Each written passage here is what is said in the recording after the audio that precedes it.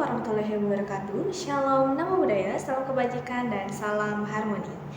Baik, sebelumnya, perkenalkan nama saya Nilo Putu Aryasmini Dewi dengan NIM 2311011016, absen 9 dari kelas IKIBK semester 4. Pada kesempatan kali ini, saya akan mempraktikkan video dari LPLBK dengan 4 teknik, yaitu teknik inokulasi, restrukturisasi kognitif, talk stopping, dan teknik reframing, yang mana nanti akan dengan setting yang berbeda-beda, dimulai dari setting bimbingan klasikal, bimbingan kelompok, konseling kelompok, dan konseling individu. Berikut adalah videonya.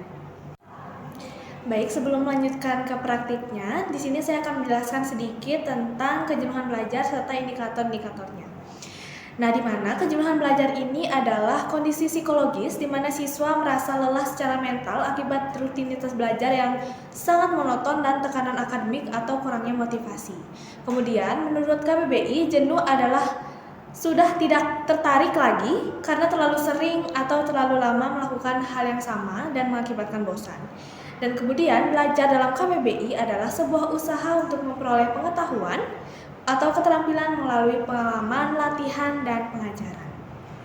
Kemudian selanjutnya, itu ada indikator-indikator dari kejenuhan belajar, diantaranya malas, yaitu perasaan enggan atau tidak ada keinginan untuk melakukan sesuatu. Kemudian ada rasa bosan, di mana kita tidak tertarik atau jenuh dengan kegiatan yang dilakukan monoton dan secara terus-menerus. Kemudian ada hilangnya semangat belajar, di mana tidak adanya dorongan dari dalam diri atau motivasi intrinsik untuk belajar. Kemudian sulit fokus, di mana ketidakmampuan kita untuk mempertahankan perhatian secara stabil pada materi pembelajaran. Dan yang terakhir itu adalah perasaan sia-sia, di mana biasanya muncul kekecewaan berulang dan keyakinan bahwa usaha belajar tidak akan menghasilkan hasil yang berarti. Kemudian dalam praktik ini itu menggunakan 4 setting, di mana dimulai dengan setting bimbingan klasikal, yang dimana bimbingan klasikal adalah pelayanan bimbingan yang diberikan kepada sejumlah peserta didik atau biasanya dalam satu kelas, dalam satu waktu secara langsung tatap muka dengan tujuan membantu pengembangan pribadi, sosial, belajar, dan karir mereka. Kemudian dilanjutkan dengan bimbingan kelompok, di mana bimbingan kelompok adalah layanan yang memungkinkan peserta didik membahas suatu topik tertentu secara kelompok dalam suasana terbimbing oleh guru BK ataupun konselor. Kemudian selanjutnya itu dilanjutkan dengan konseling kelompok, di mana konseling kelompok ini adalah layanan bantuan melalui proses terapeutik dalam kelompok kecil dari 6 hingga 10 orang yang difasilitasi oleh konselor untuk membantu anggota kelompok memahami dan mengatasi masalah pribadi, sosial, dan emosional secara mendalam. Dan kemudian yang terakhir itu adalah setting konseling individual, di mana konseling individual ini adalah layanan tatap muka secara langsung antara konselor dengan satu peserta didik untuk membahas masalah secara pribadi dan mendalam guna menemukan solusi yang tepat melalui hubungan profesional dan empatik.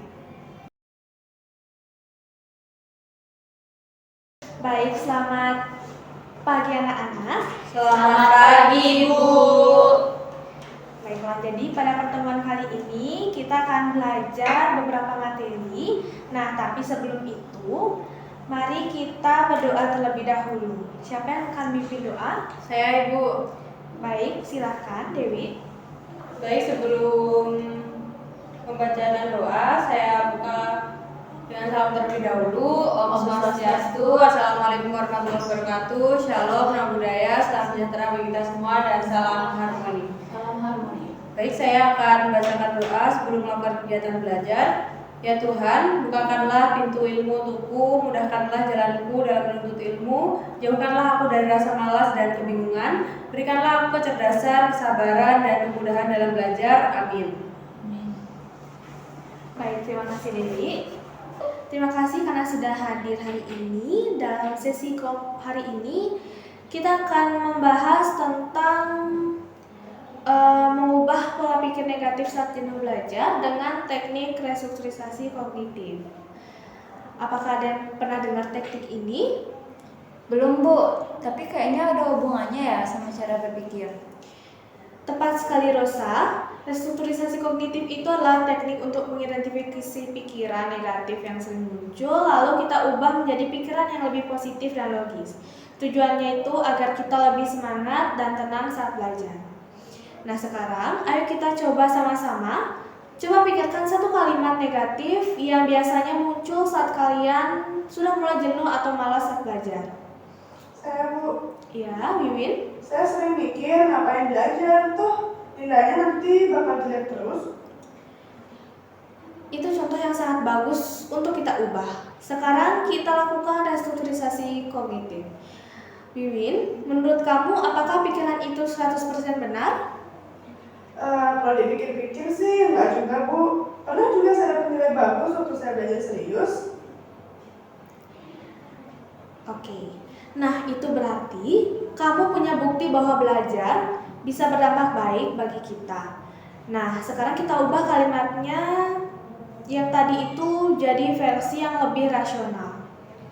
Mungkin saya bisa merubahnya jadi nilai saya memang belum bagus, tapi saya telah berhasil dan bisa ditingkatkan kalau saya belajar lebih konsisten lagi.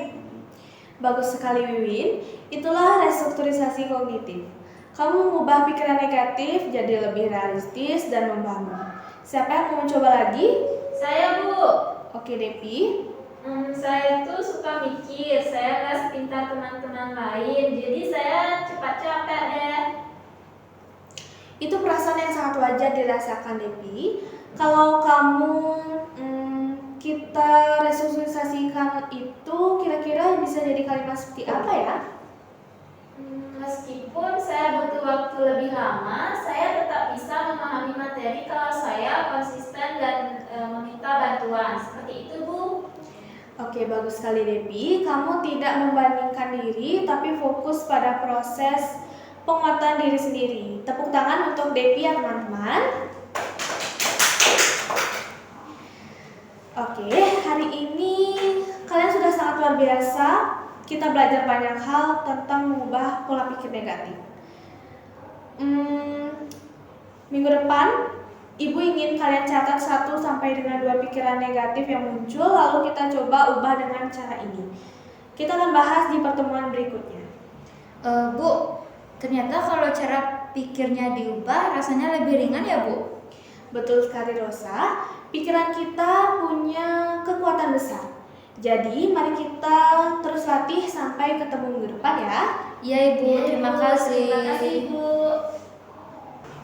Baik, karena sesi pelajaran sudah selesai, jadi mari kita tutup untuk pertemuan hari ini. Baik, saya akan membacakan doa. Ya Tuhan, aku bersyukur atas ilmu yang Kau berikan. Semoga ilmu ini bermanfaat bagi diriku dan orang lain. Jadikanlah aku termasuk hamba-Mu yang selalu mengamalkan ilmu dengan baik. Amin. Amin. Kita tutup dengan salam. Om Santi Santi Santi Om. Wassalamualaikum warahmatullahi wabarakatuh. Shalom, namo buddhaya, salam sejahtera dan salam harmoni. Baik, terima kasih anak-anak. Mungkin kita akan lanjutkan di pertemuan selanjutnya.